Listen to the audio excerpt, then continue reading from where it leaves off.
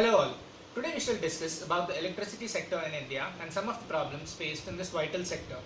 The utility electricity sector in India has one national grid with an installed capacity of 334 gigawatts as on 31st January 2018.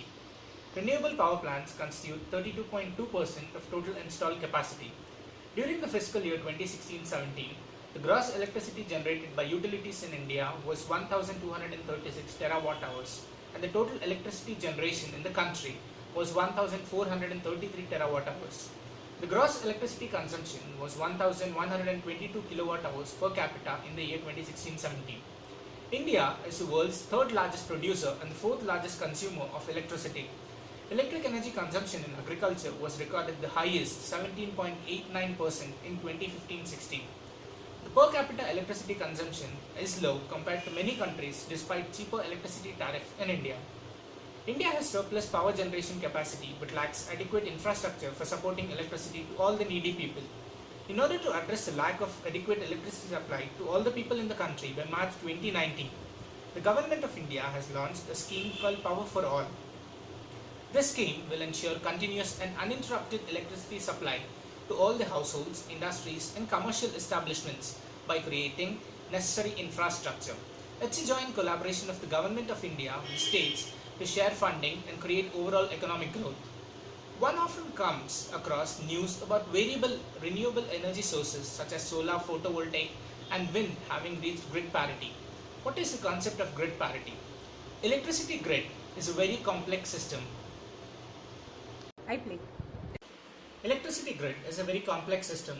It involves long-distance transmission of electricity at high voltage, step-by-step transformers and a distribution network at load centers. Various electricity generators and consumers are connected to it. Grid parity can be seen in two different ways: generator and grid parity and consumer and grid parity. Generator and grid parity is limited to plant boundary and does not include the cost of grid to system.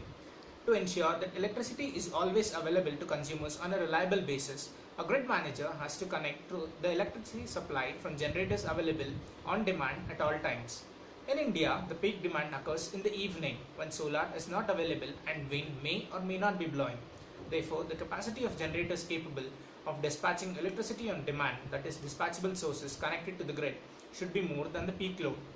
To analyze consumer and grid parity, one should add system costs to the plant level costs, and when so examined, solar and wind are far from achieving grid parity. Therefore, a factually correct statement is that solar and wind have reached generator and grid parity, and more research and development is needed so that they can achieve consumer and grid parity. Such an articulation provides a correct picture to the policy makers. Energy economists use the concept of levelized cost of electricity generation to compare various electricity options but limit calculations to plant level costs. Energy economists have used the concept of levelized cost of electricity generation to compare various electricity generation options but limit calculations to plant level costs. This doesn't capture differences in grid level costs of different technologies. In view of increasing penetration of solar and wind, it is desirable to replace the concept of plant level levelized cost with system level levelized costs.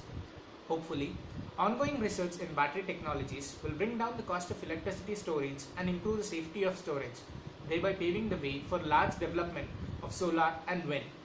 One can expect the International Solar Alliance to direct technology development towards the needs of all developing countries. Another option for large-scale penetration of solar and wind is to install gas-based power plants which can be ramped up and down fast. This is possible only if overland or undersea pipes can be commissioned to transport gas from Central Asia and Iran to India. But solar and wind cannot meet even a quarter of India's projected electricity requirements. A major share has to come from large hydro, nuclear and coal power plants. Out of these three technologies, one has to prefer low carbon technologies, that is hydro and nuclear. Until electricity generation from hydro and nuclear picks up, coal has to continue to meet India's electricity requirements. Along with investments in solar and wind, governments must plan for increased investment in both hydro and nuclear. Thank you.